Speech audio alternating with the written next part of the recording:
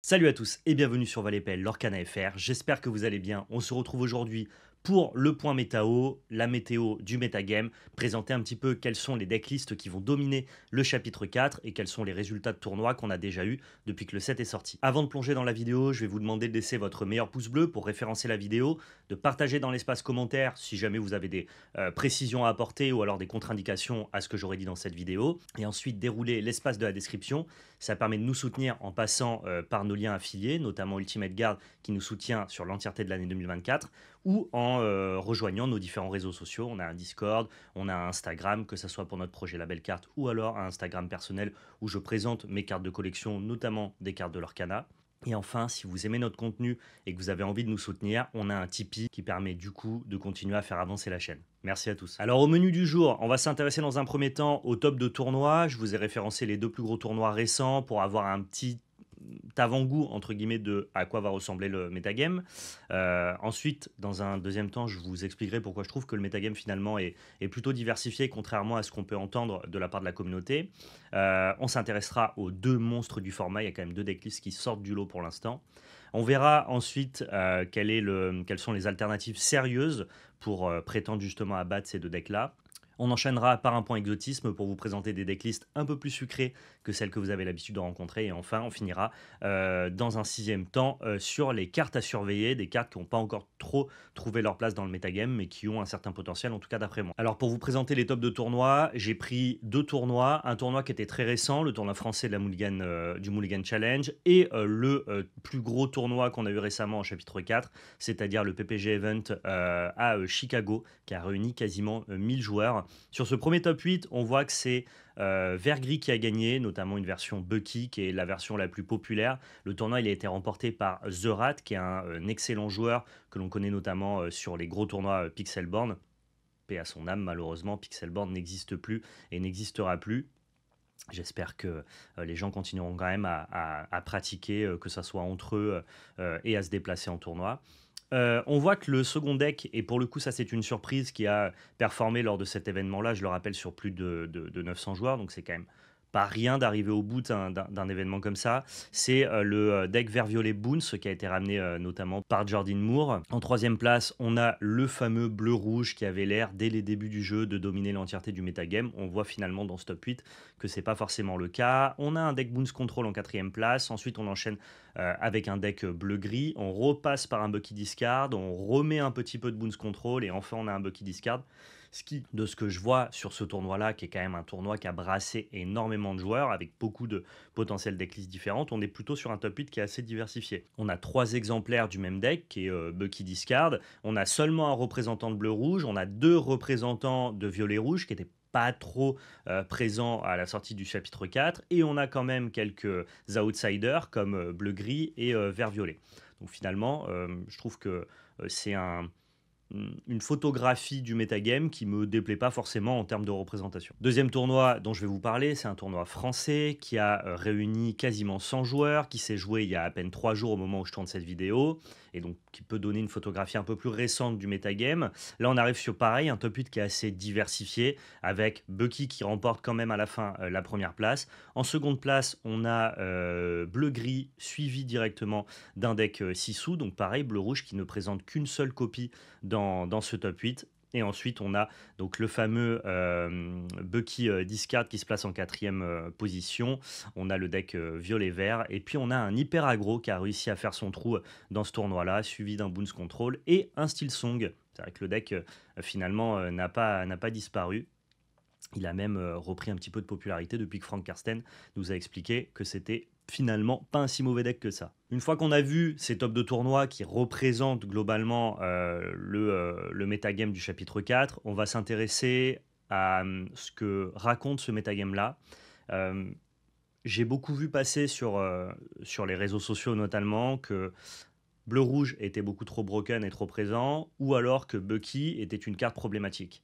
Et moi, quand je vois l'entièreté des tournois qui sont joués actuellement, la présence d'une certaine diversité de decks et notamment les manières de battre certains decks qui sont identifiés comme étant trop forts, eh ben, je pense finalement qu'il n'y a pas tant de problèmes que ça. Ou alors que s'il y a un problème dans le metagame, les gens n'ont pas la data, n'ont pas l'échantillon de jeu nécessaire pour vraiment s'en rendre compte.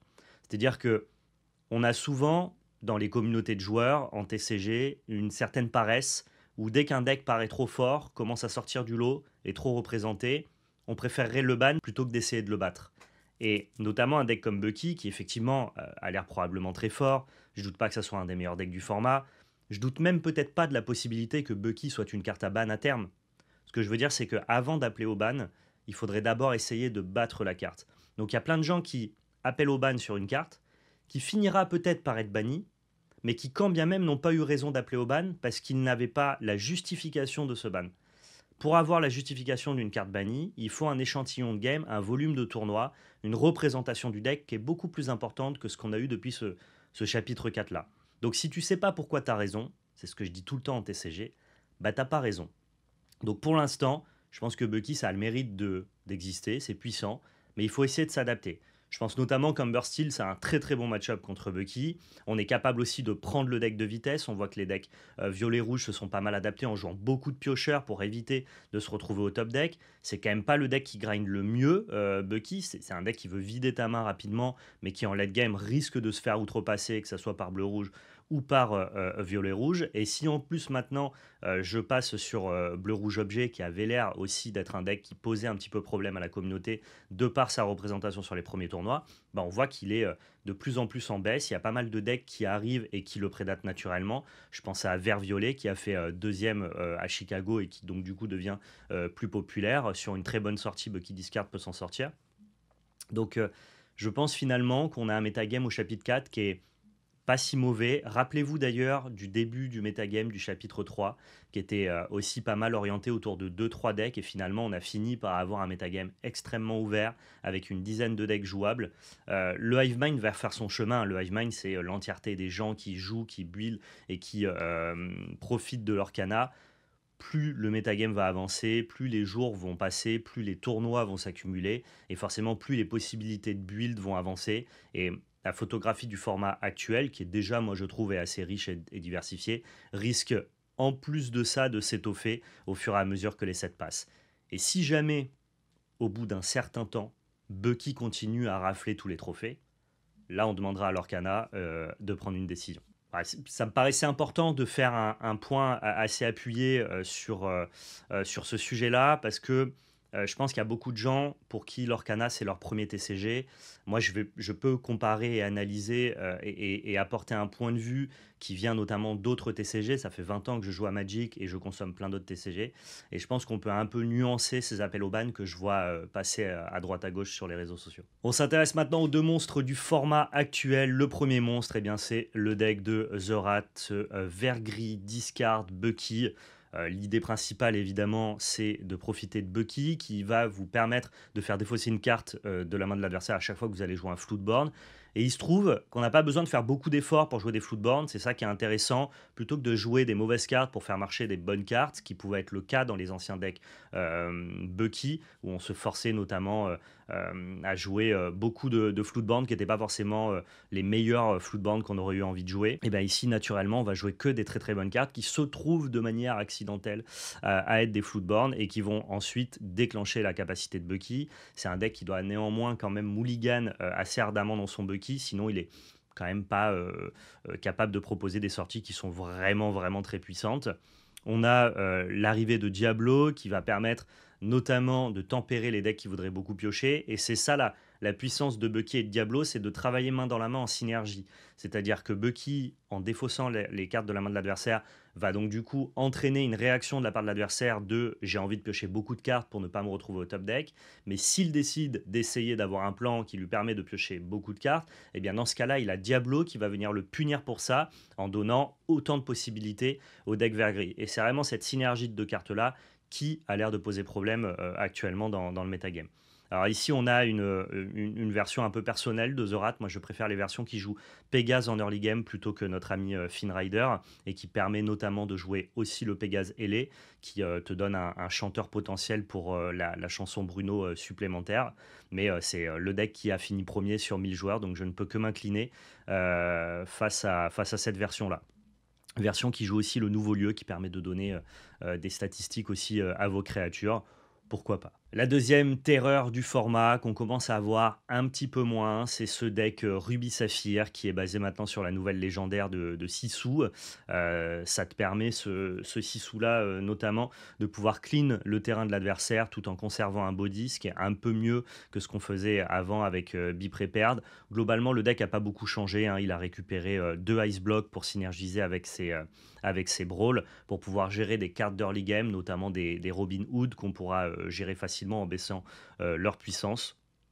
Mais sinon, à part ça, on est plutôt sur les mêmes listes qu'on a eues en fin de format du chapitre 3, si ce n'est quelques ajouts. L'idée étant toujours de ramper en début de partie, essayer de proposer un peu de gestion en milieu de partie pour ne pas mourir, et enfin, quand on arrive au late game, on est capable de faire tellement de choses, on a tellement d'encre, on va piocher tellement de cartes, qu'on va juste écraser l'adversaire et finir notamment avec le Lucky Dime. Maintenant qu'on a vu les deux monstres du format, je vais vous montrer les alternatives sérieuses, c'est-à-dire les decks qui commencent à monter, qu'on commence à revoir régulièrement dans les tops et qui ont le moyen de se battre contre les deux decks que je vais vous présenter.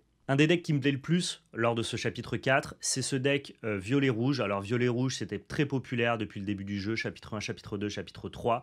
Ça a toujours été un très bon deck. Au début du chapitre 4, on a pensé que le deck était disparu, et finalement il est revenu de plus belle, notamment grâce à une carte qui est Finrider. Finrider, c'est un 2-2 pour 2 qui ne lore que pour 1, mais dès lors que vous avez la carte la plus puissante sur le terrain au début de votre tour, vous allez récupérer 3 de l'or, et cette carte-là, elle est déterminante pour pouvoir notamment prendre l'avantage contre bleu-rouge. C'est presque, de par la surreprésentation de ce deck-là maintenant, que le deck bleu-rouge est en recul, et si on continuait à avancer dans ce metagame-là avec ce positionnement-là, je pense que la photographie du format que j'aurais pu vous faire dans 2 semaines, c'était plutôt de mettre ce deck-là dans les monstres du format à côté de Bucky et de rétrograder le deck bleu-rouge juste en dessous dans les alternatives sérieuses. Donc voilà, un deck qui est très puissant, qui intègre notamment le nouveau Sisu aussi, qui va permettre d'aller chercher des lieux par exemple, et d'avoir facilement la plus haute puissance sur le board en combinaison avec Finn. On voit notamment que les decks bleu-rouge Sisu Control jouent aussi quelques exemplaires de ce Sisu là pour essayer de contrecarrer le Finn Rider et nous empêcher de récupérer du lore en early game.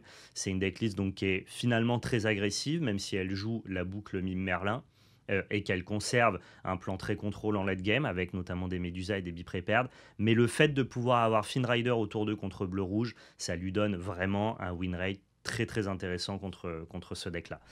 Évidemment, on a 4 brawls dans la liste, c'est obligatoire contre les jeux Bucky Discard, parce que notre seul plan de jeu pour s'adapter à Bucky, c'est de piocher beaucoup de cartes. Ça passe par notamment les balais, les Chernabog, les Cusco en early game. On veut vraiment essayer de toujours être à flot. Et donc du coup, pour éviter de se faire contrer cette mécanique-là, il faut pouvoir mettre un petit brawl sur le Diablo de notre adversaire. Pour le reste, c'est plutôt du classique. J'adore cette liste. Autre alternative sérieuse, j'ai pris la liste de Skadi, le joueur français, le bleu-gris qui existait déjà aussi au chapitre 3, hein, donc on a vraiment un chapitre 4 qui fait le lien entre ce que a mis en place le chapitre 3 et il y a une certaine continuité avec le chapitre 4. On est sur cette version bleu-gris qui nous permet notamment en late game de jouer la nouvelle Ariel qui a l'air mais vraiment exceptionnelle, cette Ariel qui a un énorme loreur et qui se paie le luxe d'avoir la ward. Sinon, à part je l'appelle la Pop Cycle grise, mais elle a d'autres effets, mais ça reste un item pour 1 qui nous permet de piocher une carte en early et donc du coup de nourrir Flavorsham. La liste n'a pas tellement bougé, on est un peu sur la même idée que bleu-rouge, sauf qu'on va beaucoup mieux s'adapter à Bucky de par la présence de Tuon la Bête. Donc on est sur un deck qui va perdre contre bleu-rouge, mais qui par contre bat beaucoup mieux Bucky que bleu-rouge lui-même. Donc une alternative très sérieuse dans ce metagame. Dernière alternative sérieuse, l'alternative montante actuellement. Je vous ai pris le deck de Raklem au Mulligan Challenge. Donc c'est le deck vert-violet qui a notamment repris un petit peu des couleurs en faisant 2e sur le tournoi de Chicago. Quasiment la même liste, je pense que Raklem a repris la liste du gars qui a fait top 8. C'est exactement le même deck qu'on avait lors du chapitre 3. C'est un deck tempo, donc essaye de prendre l'ascendant sur la partie rapidement, tout en mettant des bâtons dans les roues et en retardant le plan de jeu de l'adversaire. On a la présence de Diablo. Malheureusement, on n'est pas capable d'avoir Diablo en early game, le drop 1, et donc du coup de pouvoir shift ce Diablo-là, parce qu'à la différence de Bucky Discard qui va paquer une dizaine de chansons, ici nous n'avons que 6 chansons, et on sait que pour jouer notre Diablo, il faut défausser une action de notre main, et ça me paraît assez difficile ici d'avoir les chiffres, les mathématiques pour que jouer le Diablo à 1 soit intéressant. Donc on peut pas faire un Diablo vraiment en early game comme on est capable de le faire dans Bucky Discard, mais on a un excellent Diablo au tour 3 qui viendra déjà mettre des bâtons dans les roues à notre adversaire. Pour le reste, c'est du classique, si ce n'est qu'on a la présence d'Ursula légendaire, qui je pense est un très bon loreur de fin de partie. Je ne sais pas si ça a vraiment d'autres très bonnes applications, vu qu'Amber Steel n'est pas si représenté que ça. Mais c'est intéressant de voir que finalement, cette légendaire-là voit quand même un petit peu de jeu dans le metagame actuel. Bon, après les monstres du format et les alternatives sérieuses, c'est le moment de la pause sucrée, c'est le moment du point exotisme, c'est le moment de la récompense finalement. Tous les gens veulent voir quels sont les decks un peu moins représentés mais qui performent quand même. Je vous en ai sélectionné 2. Il y en a évidemment plein d'autres. Je ne pouvais pas tous les mettre. Je parlerai de tous les decks lorsque je ferai la tier list du chapitre 4. Première alternative sucrée, le deck vert-jaune discard. Donc c'est un deck qui finalement a été populaire au tout début du format quand les cartes venaient de sortir. Puis on s'est vite rendu compte que c'était probablement pas assez puissant. Et donc ça a totalement disparu. Puis ça a fait sa réapparition assez récemment. Ça a placé plusieurs copies dans certains tops, pas les plus gros tournois, mais dans certains tops quand même. Donc la liste a le mérite d'exister, elle s'est peaufinée pour arriver à une version un peu consensuelle qui est celle-là. Donc ça joue la fameuse synergie que tout le monde pensait être vraiment extrêmement puissante en début de format. C'est notamment donc Kida drop 1 qui nous permettra de shifter la Kida légendaire pour pouvoir chanter Under the Sea si jamais on a d'autres personnages sur le champ de bataille, et donc pouvoir proposer un clean de board unilatéral à notre adversaire. Je pense quand même que c'est une synergie de 3 cartes qui est pas si facile à assembler que ça. Ça m'étonne que ça revoie du jeu, mais je pense que ça voit du jeu notamment parce que ça doit plutôt bien s'adapter contre les decks bleu-rouge, de par le fait qu'on a beaucoup de discards dans ce deck-là, avec le Prince Jean, avec Sudden Child, avec le Bare Necessities en chanson. Donc je pense que ça a des match-ups qui sont plutôt polarisés. Et on a notre petit serpent 3-1 pour pouvoir aller attaquer les Diablos. Il a évasif et c'est pas pour rien qu'il est là. Pour le reste, c'est un deck qui veut vraiment attaquer la main de l'adversaire de manière vraiment rapide, vraiment puissante, beaucoup plus que Bucky, mais qui par contre en late game aura beaucoup moins de moyens de grinder. Dernière alternative sucrée, je vous propose ma version de Hero Song. Alors Hero Song, c'est quoi? On reprend la base du deck Humber Steel de Frank Karsten qui a remporté le Disney Lorcana Challenge à Lille. Si jamais vous suivez la chaîne, vous savez ce que je pense d'Humber Steel. Je pense toujours que c'est le meilleur deck du format. Je pense toujours que c'est le deck qui fait les choses les plus puissantes. Je pense toujours que c'est la montagne la plus haute, et que si le deck n'est pas aussi joué que ça, c'est parce que sa montagne est dure à gravir et que ça nécessite énormément de volume de jeu pour arriver à un niveau de jeu qui est satisfaisant. Donc c'est un deck qui est joué ou parce que les gens aiment le deck, ou parce que les gens sont extrêmement forts. Et donc quand les gens sont extrêmement forts, ils peuvent naturellement monter le win rate du deck. Donc ici, on reprend la base de Frank Karsten en diminuant les non ancrables avec la présence de seulement 2 flûtes, mais on y intègre Philoctète qui va nous permettre de mettre des dégâts, enfin entre guillemets de récupérer du lore à distance juste en jouant des héros. Et il se trouve que l'entièreté de notre deck, à part les reines, les queens, sont des héros. Donc ça va nous permettre par exemple après un rêve bleu de reposer pas mal de boards et de récupérer plein de lore pour pouvoir justement mettre des dégâts à distance et pouvoir remporter la partie. Ça m'a l'air d'être une carte assez intéressante qu'il va falloir garder à l'œil, parce que ça peut donner une alternative vraiment supplémentaire à ce deck Amber Steel qui était déjà vraiment très puissant. À noter que Piglet est présent dans la liste pour pouvoir s'adapter à bleu-rouge comme l'avait fait Frank Karsten, être capable de l'orer très rapidement en early game, et il se paye le luxe d'être un héros. Donc forcément, ça rentre tout naturellement dans cette decklist. Rapidement, je vais vous parler de quelques cartes à surveiller qui ne sont pas présentes dans les meilleurs decks du format, qui ont vu un peu de jeu dans des decks un peu moins représentés, ou alors qui n'ont toujours pas justement trouvé leur place, mais des cartes que j'apprécie et qui pourraient venir composer certains decks dans un avenir plus ou moins proche. La première carte, c'est Lumière, qu'on a vu seulement dans certains decks Mufasa, qui sont de moins en moins populaires. Je pense que Lumière, ça reste une super carte, hein. C'est un 2-2 pour 2 qui est ancrable, qui leur pour 1, et ça donne plus 1 d'attaque à tous nos autres personnages. C'est le roi du board. À partir du moment où il est sur le champ de bataille, ça va être très compliqué pour votre adversaire d'avoir le contrôle du terrain. Et je trouve que pour 2 mana investis, on a quand même une carte qui va nous permettre de générer théoriquement beaucoup de value en prenant que des trades satisfaisants, ou alors en étant capable d'échanger des créatures, des personnages qui nous auront coûté peu cher contre des personnages qui vont coûter beaucoup plus cher à l'adversaire. Je pense que cette carte est encore un peu sous-cotée et qu'on risque de la voir au fur et à mesure où le jeu va avancer. Deuxième carte dont personne ne parle mais que moi je trouve vraiment excellente, c'est le fou. Le fou, c'est un 2-3 pour 3 en crabe qui leur pour 1, et il nous dit que pendant notre tour, on peut jouer ce personnage gratuitement si un personnage adverse a été banni par un challenge ce tour-ci. C'est très simple, on est à l'initiative d'un challenge, on bannit un personnage adverse et on peut jouer le fou gratuitement. Le fou gratuitement, c'est un drop 3, donc c'est un très bon chanteur, notamment pour Friends of the Other Side ou alors pour toutes les chansons grises. Et ça, avoir un chanteur gratuit qu'on va jouer de notre main sans dépenser du mana, eh bien comparativement à d'autres TCG, c'est extrêmement puissant. Je pense juste qu'actuellement Violet Gris est en recul, et donc comme c'est un peu le deck qui est le roi du trade game, qui peut proposer les meilleurs trades, les meilleures situations de personnages qui vont en bannir d'autres. On a Violet Vert qui le fait très bien aussi, mais le fou est en gris, on ne peut pas le jouer dedans.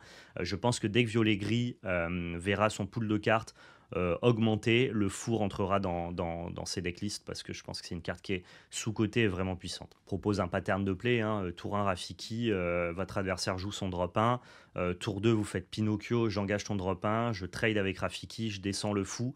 Et bien dès le tour 3 vous avez donc du coup un 2-3 qui peut aller prendre un trade ou alors chanter une chanson gratuitement. C'est vraiment très intéressant, notamment en early game. Autre carte qui est peut-être un peu sous-cotée, c'est notre ami Zeus, qui est 0,5 qui leur pour 2 pour 3 ancrable. Lui, il nous dit que whenever this character challenge another personnage, on peut prendre la puissance de n'importe quel personnage sur le champ de bataille ce tour-ci. Donc à chaque fois que lui, il va vouloir aller challenger un perso, eh bien on va pouvoir lui donner l'attaque de n'importe lequel de nos personnages, du personnage que l'on choisit de challenger, ou n'importe quel autre personnage sur le terrain. Donc finalement, pour seulement 3 mana investis, avec 5 d'endurance et le fait que ça leur part 2, on a une carte qui va extrêmement bien tenir le board, voire prendre pas mal de trades positifs. Et je trouve que cette carte est giga complète, et je suis assez étonné qu'elle ait toujours pas trouvé sa place ni dans Bucky, ni dans Vert Violet. Je garde un œil dessus parce que je trouve la carte assez intéressante. Et enfin, je vous en ai un peu parlé, notamment dans la version Hero Song que je vous ai proposée, bah, c'est Philoctète, hein. Philoctète, il leur pour 2, pour 4, il est en crabe, c'est un 2-3. Tous vos personnages héros vont challenger un peu mieux. J'en ai même pas parlé dans Amber Steel Hero, mais c'est aussi une application supplémentaire de Philoctète de rehausser un petit peu votre capacité de tenir le board par vos personnages et non pas que par vos chansons.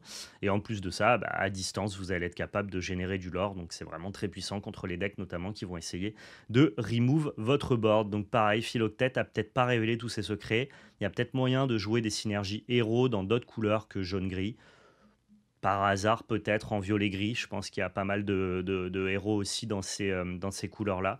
Donc à voir à l'avenir ce que Philoctète peut nous réserver. Voilà, je pense que j'ai fait le tour de tout ce que j'avais à vous raconter pour ce point méta-haut. Alors évidemment, ce point méta-haut, il n'est pas figé dans le temps. C'est le metagame tel qu'il est actuellement où je tourne cette vidéo. Si vous regardez le point méta-haut dans un mois, il est forcément outdated. Le méta, c'est quelque chose de vivant. C'est en perpétuelle évolution. C'est des engrenages. Et donc dès qu'un engrenage bouge, ça fait bouger tous les autres. Donc forcément, dès qu'un deck passe tier 1, eh bien forcément, il y en a d'autres qui émergent et d'autres qui disparaissent. Donc attention, c'est une vidéo qui se consomme vraiment avec un certain timing. Si jamais vous regardez ce point méta-haut trop longtemps après sa sortie, peut-être que la photographie du metagame que je dépeins actuellement est plus forcément la bonne. C'est le moment donc du coup de vous abonner, d'activer la cloche des notifications pour ne rien louper, de partager dans l'espace commentaire. Merci à tous d'avoir regardé cette vidéo, prenez soin de vous et surtout n'oubliez pas, c'était de la belle magie. Ciao tout le monde.